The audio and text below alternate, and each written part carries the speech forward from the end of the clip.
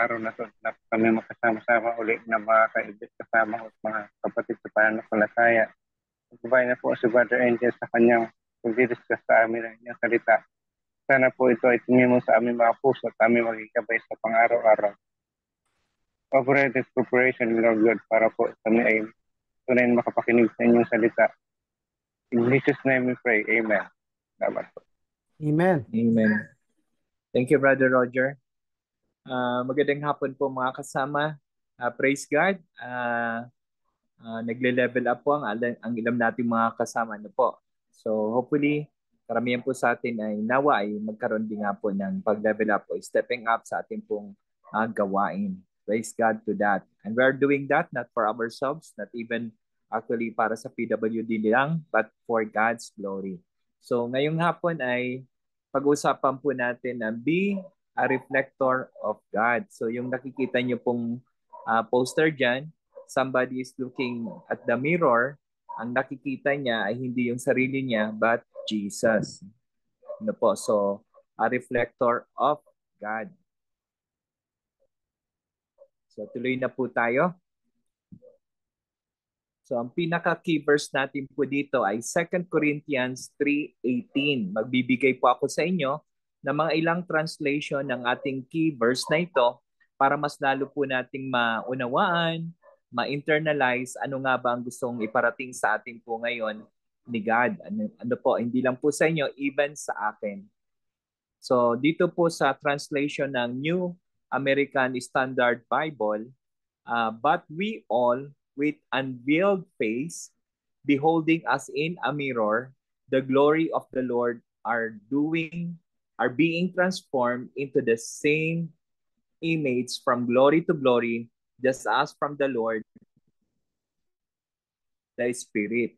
Yan po yung sa NASB version. Dito naman po sa version ng New Living Translation, so all of us who have had the veil removed can see and reflect the glory of the Lord, and the Lord, who is the Spirit, makes us more and more like Him as we are changed into His glorious image. Meron pa akong ihabol na version. Ito po yung King James Version. Ang sabi dito, but we all with open face beholding as in a glass the glory of the Lord are changed into the same image from glory to glory, even as by the Spirit of the Lord. Siguro mas makakatulong kung gawin po nating Tagalog para mas lalo po nating maintindihan yung pinaka-key verse natin. Ano po? Yung sa 2 Corinthians 3:18. Dito po sa Tagalog, at ngayong naalis na ang talukbong, ito po yung veil na kanina pong paulit-ulit nating sinasabi, nagniningnin sa ating mga mukha ang kaluwalhatian ng Panginoon. At ang kaluwalhatian iyan na nagmumula sa Panginoon na siyang Espiritu ang siyang magbabago sa atin mula sa isang antas ng kaluwalhatian hanggang tayo'y maging kalarawan niya. Ito po ay sa magandang balita ng 2 Corinthians 3:18. So ang pinag-usapan po natin dito, si Jesus Christ through us, yung reflection ni God that should be seen in us. Nawa makita ang glory, ang kaluwalhatian ng Diyos buhay. So yun ang ating focus ng pag-uusap, that we become a reflector of God. So pag sinabi pong ito po ay medyo nakuha po nating salita, Greek word, katoptris, yung translation ay mirror o glass. So madalas kung ano po ang nakikita natin sa mukha sa mirror should be our face. Pero ang ating goal bilang Christian, kung magtatanong tayo, ano ba ang mission, purpose, goal natin bilang Kristiyano? Bakit natin ginagawa lahat ng ito? Even to this very point na tayo nag-aaral ng salita ng Diyos. Because the ultimate goal is we'd like to become Christ. Yung Christ-likeness. Maging kamukha natin si Kristo. Ano po? So, we hope one day na makita sa ating buhay si Kristo. So, how do we absorb more of Christ? So paano ba natin makukuha more about Jesus? Paano ba natin siya ma-experience yung kanyang presence Ano po. So, the more we spend time in God's presence, so pag tayo'y nakababad sa presensya ng Diyos, the more will reflect His likeness and carry His presence with us. So, makikita si Kristo sa buhay mo kung palaging nakababad o palagi kang may time kay Kristo. Naalala ko po, minsan kinausap ako ng aking pong D-group leader. Masarap pong nag-aaral para makapagturo sa aming mga D-group members. Kayo po, aming pong dinidisciple. Pero the one thing that we should be encouraging you ay hindi lang po kayo makinig, mag-stay, mag-attend, mag-join sa mga ganitong gathering, but you really take time for yourselves individually, personally, you give time kay Jesus. So, ibig sabihin, meron kang time na binibigay sa Panginoon. Kasi kung palaging binababaran mo ay si Kuya Mark, baka maging kamukha mo si Kuya Mark. Kung ako naman, kung sa akin ka palaging nakikinig or nag-i-stay, baka magkamukha na tayo. But if we stay normally, regularly, most of the time kay Jesus, then si Jesus ang dapat nating maging kamukha. So, we spend more time kay God. So, ano ibig sabihin ng beholding? Kasi sinabi doon sa ilang version ay beholding. Pag sinabing beholding, hindi pa yung tipong nagsalamin ka at labas ka na agad ng bahay. So, ang ibig po sabihin ng behold, study, stare, at contemplate. Ano po?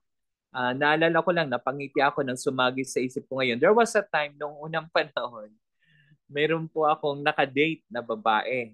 At for some reason, may dumaan na magandang babae din. So, may kadate ako, may dumaan babae.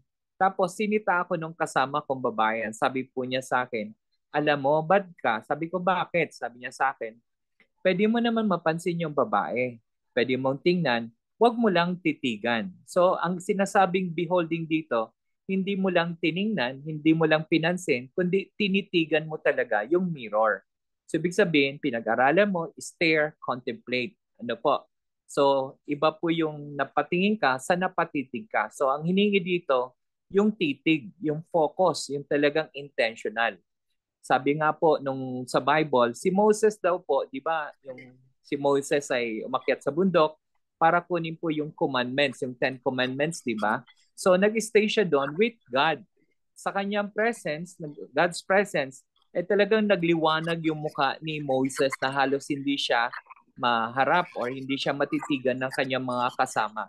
Kasi yung kaluwalhatian ng Diyos ay napunta sa kanya. So isa po itong classic example na sa pag-stay sa presence ni God, nakuha at that time si Moises literal na nakuha niya yung glory ng God kasi nagningning ang kanya pong mukha. Ano po? So,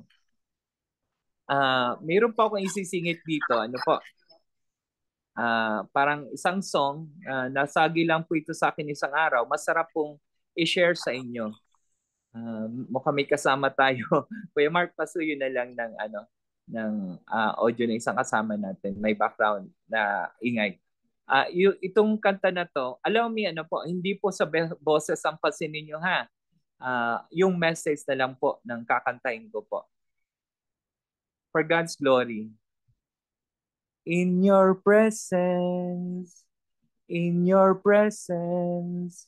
there is peace.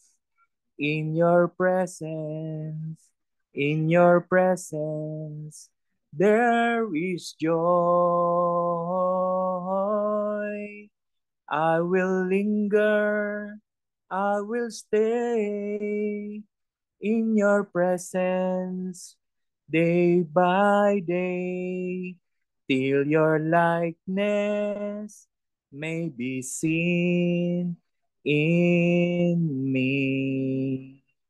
In your presence. So, doon sa kinanta ko po, the more that we linger, the more that we stay kay God, the more na yung likeness ni God na-absorb natin. So, sana meron po tayo talagang binibigay na time kay God. More than just attending mga gathering, but you, direkta kay God, your own time kay God personally. So, paano ba natin nakukuha yan? I like to suggest some ways para makuha natin ang presence po ni God.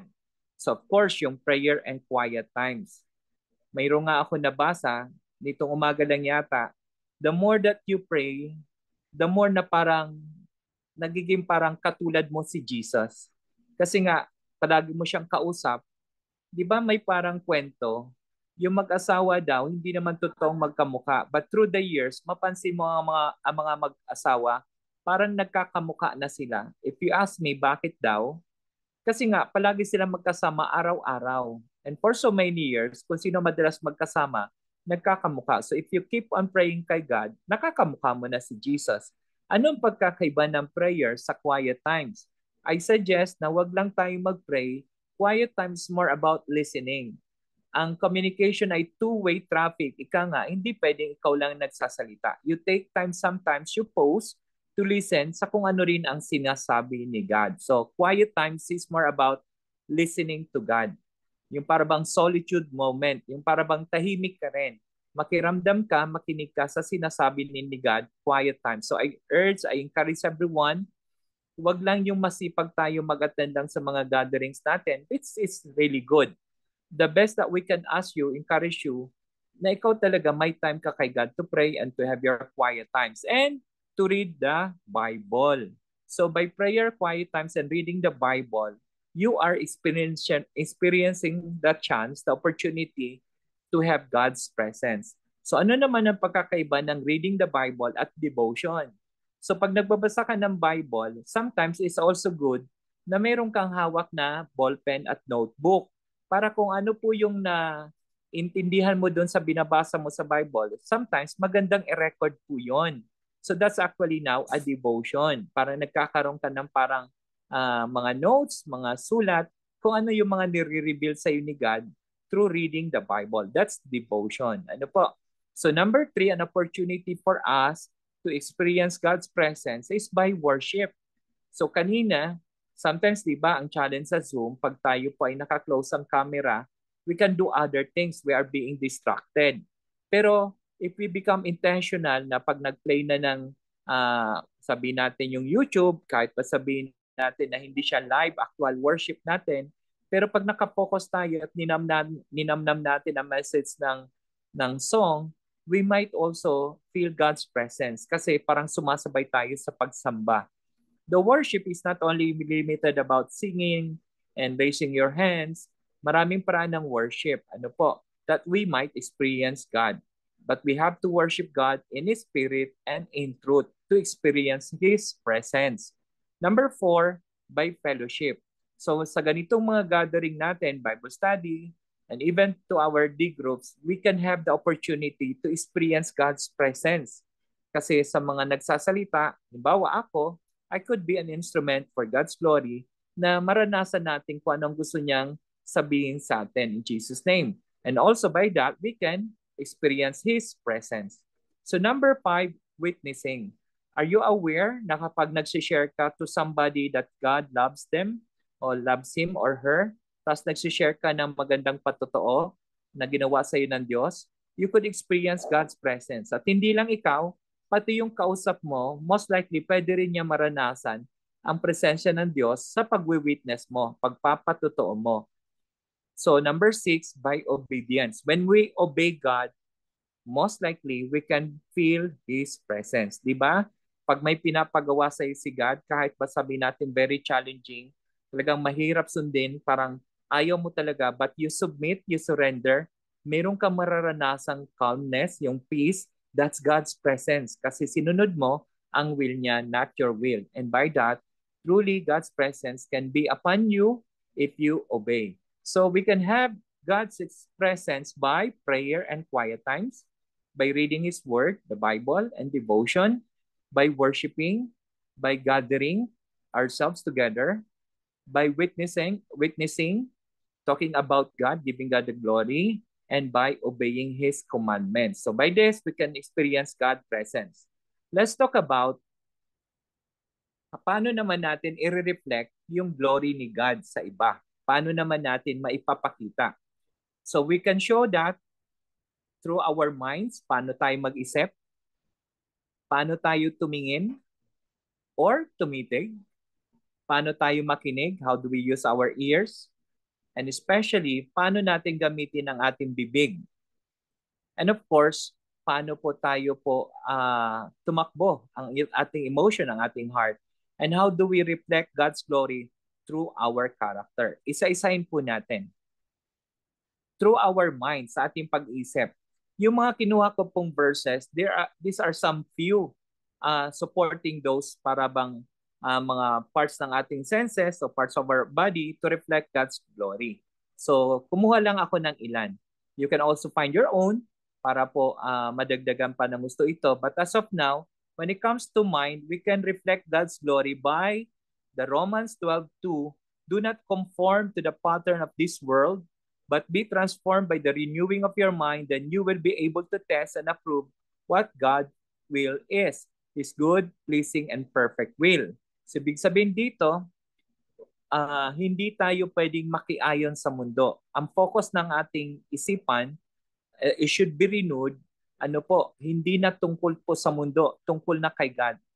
How do we renew our mind? Paano ba natin, na-imagine nyo ba yung baso na sabihin natin maitim or madumi? Itapat mo lang siya sa gripong bukas, hayaan mong tumulo yung tubig. Mapansin mo, nakatapat yung baso. Napansin mo, as time goes by, nawawala yung itim o dumi ng baso kasi continuous yung pagpasok ng clear na tubig from the faucet, from the gripo, nalilinis siya. So, if you keep on reading, absorbing the Word of God, ang mind natin nare-renew. Kung palaging ang salita ng Diyos ang ating pinakikinggan, mag-iiba rin ang takbo ng ating kaisipan until we got and we follow God's will sa ating buhay, which is good, pleasing, and perfect. May sinasabi din sa Philippians 4:8, ito daw dapat ang laman ng ating isip. Whatever is true, whatever is noble, whatever is right, whatever is pure, whatever is lovely, whatever is admirable, if anything is excellent or praiseworthy, think about such things. Ito mga bagay daw na to ang dapat nating mga iniisip palagi. Kasi kung ano ng laman ng isip natin, lalabas po sa ating pong mga dispositions. Naalala ko po, do wala po dito sa ating screen yung Proverbs 23 verse 7. Para bang kung ano yung isip ng tao, whatever the man think in his heart, so is he. Kung ano daw ang iniisip mo, ikaw yon. Halimbawa, palagi mong iniisip, mahina ako, then most likely you are. So, pero kung ang iniisip mo, kaya ko to, by God's grace, I can do all things through Christ, then you become kung ano po ang iniisip mo. Remember, ang mind daw natin is like a magnet. Kung ano madalas mong iniisip, you attract it. So, bantayan po natin ang ating mga iniisip. And also, when it comes naman po sa ating pong eyes, may dalawa po ako nakuhang verses dito na worth sharing. Sabi po dito sa Proverbs 23:26, let your eyes delight in my ways. Dapat daw tayo, nalulugod tayo, hindi sa ways ng mundong to, hindi sa sarili nating ways. Malugod tayo sa kaparaanan sa ways ni God. Let your eyes delight. Meron pa ako nakuhang isang verse na patungkol po sa mata. Indirectly, sinasabi dito, for we live by faith, not by sight. So minsan, di ba, napapatingin tayo sa, halimbawa, ako, na i-encourage ako, pag lahat naman tayo, pero pag si Brother Lance, nagsasabi siya, bukang bibig niya, ang pagiging thankful, ang nakikita niya, halimbawa, sabi niya minsan, nakikita niya yung daliri niya, hindi na raw niya maigalaw. Pero may kasunod siyang sasabihin niya, pero at least nagagawa ko naman to. So, ibig sabihin, hindi ka nalilimita sa kung ano nakikita natin, actual o physical. Hindi na tayo nabubuhay sa nakikita lang natin. Na nabubuhay na tayo beyond sa nakikita natin. Ako nakikita ko, hirap ako gumalaw, pero by faith, by the sight of faith, alam ko one day, gagaling ako. At hindi tayo nalilimita na sa kung ano po ang nakikita ng mundo, physical na nakikita. Ang nakikita natin is yung nagagawa o magagawa ni God. So not by sight, but by faith na tayo. So also, when it comes to ears, mayroon din ako nakuhang ilang mga verses para makapagbigay tayo ng kapurihan sa Panginoon, makapagbigay tayo ng encouragement. When we use our ears, dito nire-remind tayo na yung mga taong mahilig makinig ng salita ng Diyos, ay pinagpapala. Blessed are those who hear the word of God and obey it. Ano po? At dito, nakuha ko rin sa Romans 10:17-18 na yung pakikinig ay doon lumalago ang ating pananampalataya. Ano po? So if you keep on listening the word of God, the message of God, eventually, lalong lalaki ang ating pananampalataya. Ano po? Lalong sabi natin, titibay. So keep on hearing the word of God para ang ating faith ay lumakas palalo. So kailangan nating makinig. And also, dito lang sa practical na application ng salita ng Diyos, para tayo ay maging kaluguran, ano po, para sa Diyos at maging reflection ng glory ni God para sa ibang tao. Sabi dito, to answer before listening, that is fully and shame. So pinapalalahanan tayo dito na bago ka magsalita, pakinggan mo muna. O kaya patapusin mo muna siya. So para bang pinapalalahanan tayo sa Proverbs 18:13 na para bang yung ibang taong nagmamasid sa atin, parang mapapatango sila kung makita nila tayo yung mga Kristiyano, tagasunod ni Kristo, na hindi tayo mabilis magsalita. Mas mabilis muna tayo makinig bago tayo po magbigay ng ating komento. So we are to listen first. At kadugtong po ng Proverbs na yan, 18:13, when it comes to mouth naman, unahin ko na po itong verse na to, na sabi dito, when it comes to our tongue, our mouth, para makapagbigay ng glory kay God, reflection ng kanyang glory para sa iba, my dear brothers and sisters, take note of this. Everyone should be quick to listen, yung sinabi ko po kanina. Priority na makinig sapagkat design ng ating pong ulo. Sino po sa inyo rito yung tainga ay isa lang? So dalawa, di ba? Dalawa. So, pero sino naman sa inyo rito ang bibig ay tatlo o dalawa? Di ba? Isa lang. So parang mas mauna talaga yung pakikinig, quick to listen. When it comes to mouth, slow to speak. Hindi ka agad nagsasalita. Ano po? And slow to become angry. Under din ng mouth, pinapaalalahanan tayo to become, hindi po kompleto yung mga ilang mabibigay ko sa inyo pagsasample ng magbigay ng reflection ni God para sa iba. But these are God's word na pagpapaalala na when it comes to our mouth, do not let unwholesome talk come out of your mouths, but only what is helpful for building others up according to their needs, that it may benefit those who listen. So kung magsasalita man lang tayo, sana hindi yung makadestroy, makasira, kundi makabuild up ng iba. Ano po? So also, under ng mouth, let your conversation be always full of grace, seasoned with salt, so that you may know how to answer everyone. Naalala ko dati, pag ako po speaker sa mga ilang sa mga sales convention, sales gathering, parang yun po kasi ang aking naging trabaho through the years. Parang we call that, parang ako po ay passionate speaker with intensity, passion, gigil. Parang may pagka-strong yung personality. Parang may pagka-authority. Yun ang pinagpipray ko kay God kasi na-observe ko yung mga lingkod ng Diyos when they talk. I'm not saying all, depende pa rin sa personality, but I love to listen to those people that when they talk, full of grace, napaka-gentle. Ano po, I hope we pray na tayo din maging ganon. Ako ay gusto ko rin maging ganon. Kasi di ba yung banayad, malumanay, magaan na pagsasalita, mas pinapakinggan kaysa bossy o parang nasa authority na para bang palaging dapat ang masunod. So, by that full of grace, parang mas tatanggapin ng tao. Mas ma-encourage silang makinig. Yan po ay sa Colossians 4:6. Under din ng mouth, kita nyo po, marami po talaga patungkol po sa dila. Especially na sinabi din sa Bible, ang pinakamahirap daw i-tame or i-control ay yung tongue. So sinabi naman sa James 3:9-10, with the tongue we praise our Lord and Father, and with it we curse human beings. Yung dila daw natin, ginagamit natin pagsamba sa Diyos, pero ginagamit din natin para mag-alipusta o manduro or mag-curse, sumumpa ng ibang tao who have been made in God's likeness. Out of the same mouth come praise and cursing. My brothers and sisters, this should not be. Hindi daw pwede yon. So sabi pa po dun sa Proverbs 11:13, a gossip betrays a confidence, but a trustworthy person keeps a secret. So hindi tayo magiging encouragement, magiging katitisuran pa nga, di ba? Kung sakaling tayo po ang marites, hindi tayo pwedeng pagmulan ng chismis dahil yan po ay ayaw ni God. So kung gusto natin maging good reflection po, ano po, para po sa iba, reflection ni God para sa iba, hindi dapat tayo nag-entertain ng gossip. In fact, mayroon pang follow-up po dyan sa Proverbs 16:28, a perverse person stirs up conflict and a gossip separates close friends.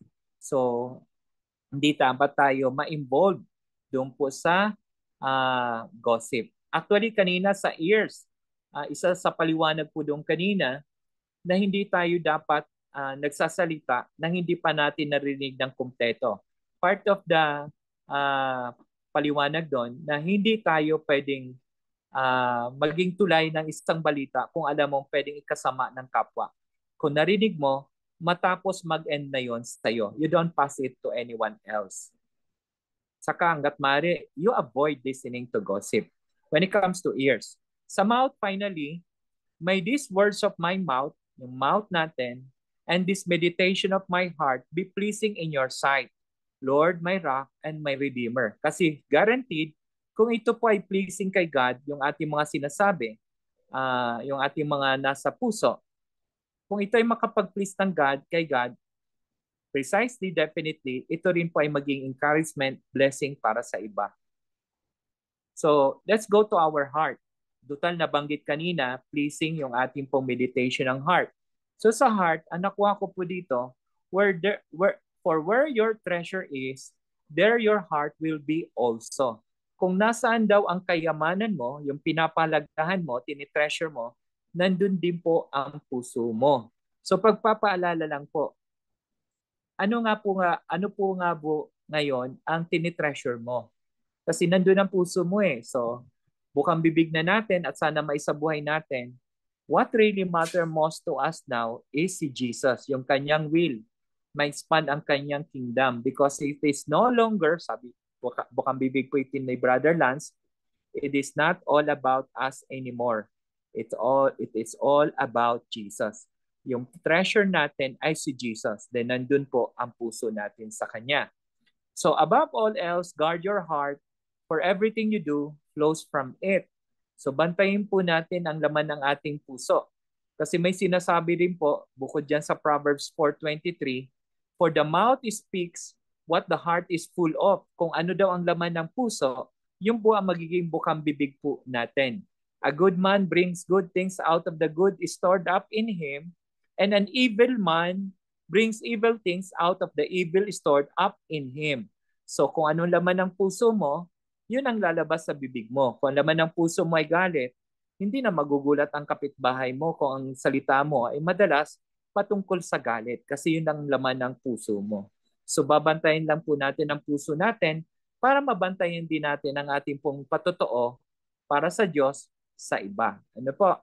So also, blessed are the pure in heart for they will see God. Kung busilak ang ating puso, indeed truly God will be glorified sa ating buhay and we will become an encouragement sa iba based sa Matthew 5:8. Now, let's talk about finally character. Yung sa character naman, do nothing out of selfish ambition or vain conceit. So, wala pong tatalo po sa salitang humility. May natutunan po ako sa isa pong retreat. If you want to become Christ-like, mayroong identity si Jesus na parang angat na dapat makita sa buhay natin. 4 na bagay. Gusto niyo po bang malaman yung 4 na bagay yon? Of course, you would say yes. Ang una daw po, number 1, humility. Dapat makita daw ang humility sa buhay natin if others want to see Jesus in you. Humility. Alam niyo ba yung number 2? Humility po. Opo, humility pa rin. At ang number 3, guess what? Humility pa rin. What do you think should be the number 4? Humility pa rin. It's all about humility. So when it comes to character, we should be humble enough. Ano po? Do not consider yourself above sa iba. Lahat tayo ay pantay-pantay sa harapan ng Diyos. Philippians 2:3. Sa character din po, be kind and compassionate to one another, forgiving each other just as in Christ God forgave you. Yung mabilis tayong magpatawad. Nagiging bukang bibig ko ang ilustrasyon na to. Ang pagpapatawad, ang hindi pagpapatawad ay para bang pagdiin na mukha mo sa pader at tinutulak mo yung mukha mo sa pader, nasa pag-aakalang sa ginagawa mo, ang nasasaktan ay yung taong hindi mo pinapatawad o yung taong may galit ka. But the truth is, sa hindi mo pagpapatawad, yung siksik mo sa mukha mo sa pader, hindi yung taong kinakagalitan mo ang nasasaktan, yung sarili mo. So pag ikay nagpapatawad, pinapalaya mo ang sarili mo. Ano po? So if God have forgiven you, you have to forgive also. So be kind and compassionate sa iba. Sa character din, sa Ephesians 4:32 po yun. Sa character din po, but the fruit of the Spirit is love, joy, peace, forbearance, or sometimes ang tawag dyan ay patience, kindness, goodness, faithfulness, gentleness, and self-control. Against such things, there is no law. Sa Galatians 5:22 po yan. Kung nag-iisip ka ng specific na anong dapat ugali, attitude, character na meron tayo, yung fruit ng Holy Spirit. Nakikita ba sa atin yung love, yung joy, yung peace to whatever is happening around us? Yung patience, yung kindness, yung goodness, yung faithfulness, yung gentleness, yung self-control. Kung nakikita yan sa'yo, then you have the Holy Spirit, then people see Jesus in you. And finally, so whether you eat or drink or whatever you do it all for the glory of God. Do not cause anyone to stumble. Ano po? So, ibig sabihin, hindi naman tayong parang paranoid na lahat ng galaw mo, salita mo, babantayin mo. Ang pinaka-point ko dito, the more that you give your time kay God, the more that you enjoy God's presence, hindi naman ikaw ang magbago sa sarili mo. Kasi on our own, we cannot change by our own selves. Mahirap magbago. Gusto kong bumait, di ko magawa. Di ba yung popular na kantang yan? Because we cannot. But if we stay in God's presence, hanggat nagsisik tayo kay God, the more na may ginagawa si God sa buhay natin. Si Jesus, ang Holy Spirit ang nagbabago sa atin, not us, but Him. So, ang focus ng ating pong pag-aaral bago ako matapos is gaano kadalas kang nabibigay ng time mo kay God. Kasi tayo, baka busy ka lang sa mga gawain patungkol kay God. Mahilig kang mag-attend ng mga Bible study, mahilig kang mag-attend ng mga seminars, palagi kang aktibo sa ministry, sa D-group mo. Pero personally, kumusta naman ang quiet times mo? Kumusta ang communication, communion mo kay God? Ano po, yung pakikipag-nig mo kay God. So, yan po ay sa 1 Corinthians 10:31 that whatever you do, we do it all for the glory of God. Isingit ko ito dito kasi nagustuhan ko yung sinabi kanina ni Perry. This is also under ng character at attitude that will give God the glory at magbigay ng encouragement sa iba. 1 Thessalonians 5:16, 17, 18. Isa yan sa mga huling na memorize kong verse kasi talaga nagustuhan ko rin, Brother Perry. Rejoice always. So kung masayahin ka palagi, di ba parang they say, what is in you? Lahat naman tao, kahit paano may nahanap silang saya. So kung masaya ka at palangiti, parang ano meron sa'yo? We have Jesus in us. Pray continually. Kung palagi tayo nagpipray, so we really have God's presence. At yung pangatlo sa verse 18, give thanks in all circumstances. Nga ni Brother Perry kanina, in everything, in all circumstances, for it is the will of God in your life in Christ Jesus. Parang kadugtong yan ng Romans 8:28, di ba? For we know that in all things, God works together for our own good. Di ba? Yung nakikita natin, kahit masakit, mahirap, bad, ay good pa rin bandang huli because God is in control at ang gusto niya ay best sa atin. So in conclusion, so what now? So whatever you do, be a reflector of God. Sabi nga po sa Matthew 5:16, let your light shine before others that they may see your good deeds and glorify your Father in heaven. Hindi ka naman nagpapakitang mabait because naturally, mabait ka na. We're being changed from glory to glory as we stay in His presence. So lahat ay para bang result na lang of God's presence in your life. Hindi mo to ginagawa para mapansin. It's natural. Hindi mo ito ginagawa, ipakita ang kabutihan, para lang ikaw ang makita. No, we do this. God is helping us to be changed. Maging reflector niya. Ang makita nga, hindi ikaw. Kaya nga, reflector reflection Hindi na ikaw. Ang makita nila, si God in you. Si God the Father in you. Ang mag-glorify ay si God the Father. In other words, people should be able to look at you and get a glimpse. So pag nakikita ka ng tao, ay nagkakaroon sila ng glimpse. Parang silip ba? Tungkol kay God, kay Jesus. Para nga minsan may nagsasabi, maraming tao masyadong busy that they don't even have time to pray. Ang masakit pa, maraming tao feeling busy that they don't really have time to read the Bible. But actually, us as Christians, we are the walking Bibles, di ba? Hindi pa man nila nababasa masyado ang Bible. But if they see our lives, in Jesus' name, by the power of the Holy Spirit, nawa, tayo po ay maging reflection ni God. Tayo nga ang maging walking Bible na nababasa ng tao so that they will know that there is God sa mundong to, sa buhay na to. In Jesus' mighty name, that we pray. So let's pray. We praise and worship you, Father God. Lord, hindi po kami, Panginoon, hindi effort namin, kakayahan namin, o gusto namin, Lord God. Ang desire lang namin, Lord God, help us to always dwell in your presence. Magkaroon kami ng desire na palaging mag-seek sa inyo. And by that, you will change us, Lord God, from glory to glory. And by that, Lord God, that we become your hands, your mouth, your feet, Panginoon, para sa iba. Help us to be an encouragement, Panginoon, blessing para sa iba, so that they may see you, Lord God, in our lives. And God the Father be glorified. Lord, in all of this, Lord God, truly be glorified. Thank you, Jesus. This we pray in Jesus' mighty name. Amen. Amen. Para sa ating discussion questions, Amen. Ito po yung ating discussion questions. Kuya Mark, paki-screenshot na lang po para share po mamaya. Thank you. Thank you, Kuya Mark. God bless you. All right. God bless everyone. God bless. Thank you, Sir Angel, for our topic today. So very encouraging for us to be a reflector of God. Kasi talaga, follower of Jesus, follower of God. So thank you.